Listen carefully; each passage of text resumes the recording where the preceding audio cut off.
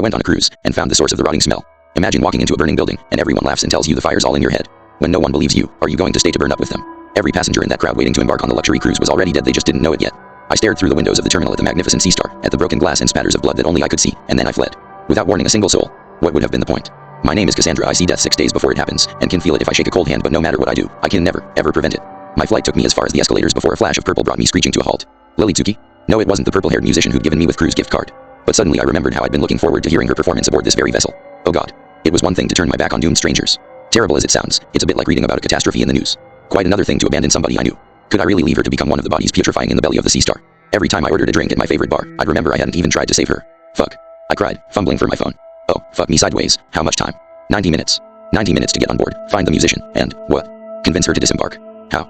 And yet my feet were already turning toward the gangplank because, as it turns out, I would rather plunge headlong into a ship full of the rotting dead than face an empty piano bench and the guilt that no amount of alcohol would ever drown.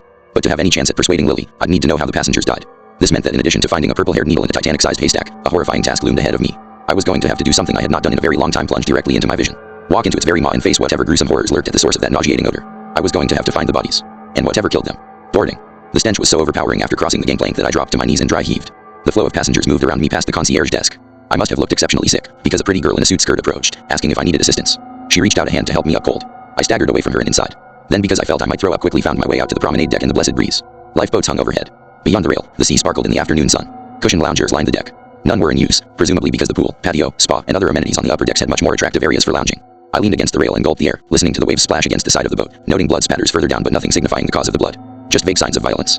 After circling the entire promenade deck and spotting only the occasional bloody spatters, I gritted my teeth, pulled my shirt collar up over my nose, and plunged into the nearest door. The Sea Star's interior had the atmosphere of a luxury hotel. People milled about the restaurant and shopping area, buzzing with excitement, talking about cabaret shows and fine dining, while perky crew members answered questions, all perfectly oblivious to the putrid sweet rotting stench. I'd most likely find Lily-Tsuki at the piano lounge, but since I didn't yet have any plausible explanation for what had happened to the passengers, I continued wandering, entering a bustling cafe overlooking the ship's grand staircase. Stepping over an enormous blood stain on the carpet, I passed the counter, nauseated by the fancy pastries behind their glass cases, peering among the tables and chairs. Paused when I spotted an eyeball in a teacup. No trace of how it got there. No body with an empty socket. Just the eyeball, swirling in a congealed bloody jelly at the bottom of the cup. I scurried away, snatching a cloth napkin to cover my nose. The interior darkened as I ascended the central staircase. No electricity, I noted as I clutched the railing. Why would the power be cut? A storm. But storms don't scoop out eyeballs with a dessert spoon. Coming onto deck 6, I peered down a long, dim corridor lined with passenger cabins. To passengers coming and going, the hall was illuminated by electric lighting, but since I was seeing the ship 6 days in the future, the narrow hallway vanished into blackness. With no way to enter the cabins, and nothing much to see here or in the other dimmed halls of the passenger decks, I ascended until I reached the pool. Pool deck. Deck 9 opened to wide panoramic windows, dining, a spa, and of course the pool.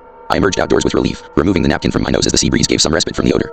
Around me, people partied in bikinis and beachwear and suits, sipping all manner of drinks around the sky blue swimming pool.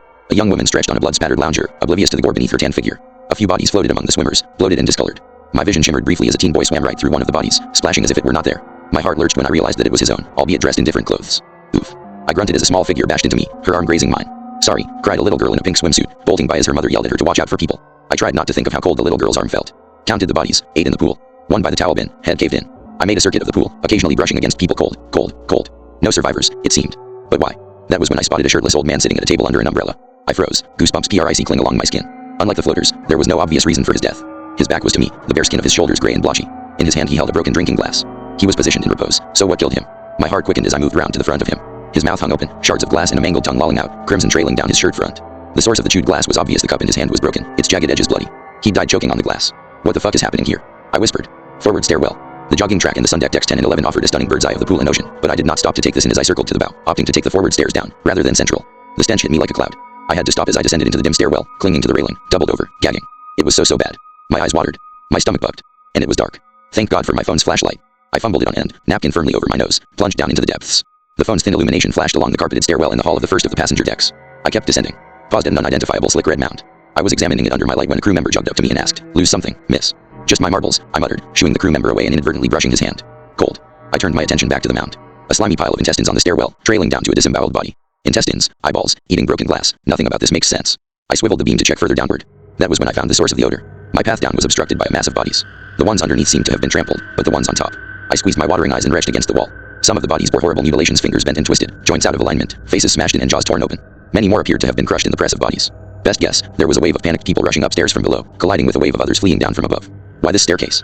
What was near this part of the ship? The cabaret lounge, I realized. No electricity. No elevators. This was the nearest stairwell to the auditorium. Closer. I was inching closer to uncovering the fates of the passengers. And yet, I still had no idea what the passengers were fleeing from. Who were the attackers? Or, I thought of the eyeball. The glass chewed and swallowed. An icy pinprick at the base of my skull whispered the question I didn't want to ask. Why? Why did some of the passengers go mad and do it to themselves? Piano bar. I took the long way round to the cabaret theater, going all the way back up the stairs and coming down on the central staircase, only to detour on hearing the notes of a piano. I found myself in a cozy lounge and spotted a purple-haired figure at the keys. And just in time the ship was due to depart in less than half an hour. Lily. I rushed over. The musician's face lit. Oh, it's you, friend. You made it. You've got to get off the ship. Off the...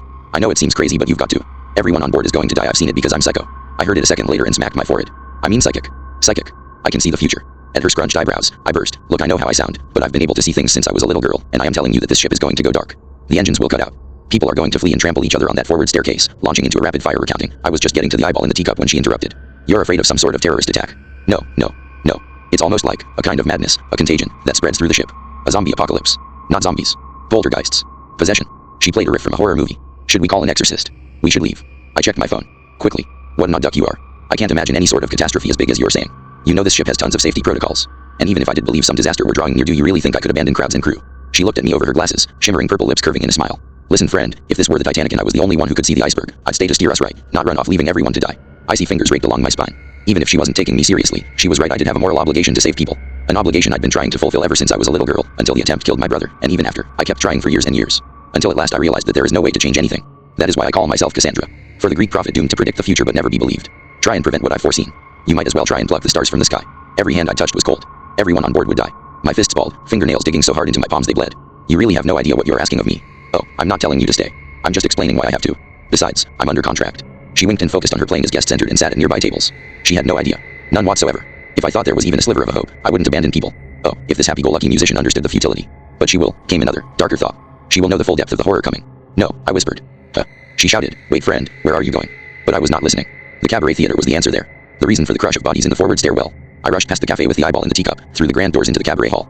But the cabaret hall was surprisingly quiet, save for a light touch of classical music. A few passengers mingled here or there, unnoticing of the cadavers draped on chairs and tables. The stage itself was pristine, the wood smooth and polished in the fading orange light through the windows. Apparently, the origin of the panicked flight up the forward stairwell was not this grand entertainment venue. Nothing here supported that theory. Nonetheless, I gave the place a thorough search until my phone's battery ran low, and then I returned to the grand staircase. In one direction lay passenger cabins.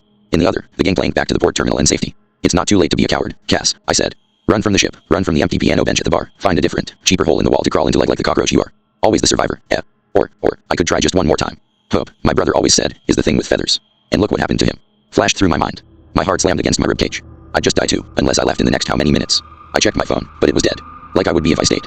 A horn sounded the Sea Star's departure. A distant cheer rose up from the upper decks and balconies. I felt a brief panicky impulse to run back out on deck and throw myself off the ship, but in truth, my fate had already been decided before the ship's horn blew. I hadn't been paying attention earlier, but I'd been rubbing my hands, and finally realized they were cold. Probably had been since I'd boarded. I shuffled leaden feet toward the passenger cabins, guided by my phone's light to the brass number plate for 4044 my cabin. Reached for the knob and stopped. That smell dread squeezed my intestines like a wet rag. Smoke. Burned meat. I wrinkled my nose and opened the door. Orange rays shone through the window, the sunset so vivid it almost gave the illusion that the room was on fire. The walls and ceiling were charred. The edges of the mattress and sheets a smoldered ruin. But the worst damage was the small sofa by the coffee table. Broken bottles scattered round. And there on the sofa. My fingers went limp on the door handle as I stared into melted sockets of a body charred beyond recognition. A dark line encircled its wrist. The blackened remnants of a charm bracelet. My bracelet. While the man on the pool deck swallowed glass, I would succumb to the insanity here, dousing myself in alcohol and flame. Immolating myself.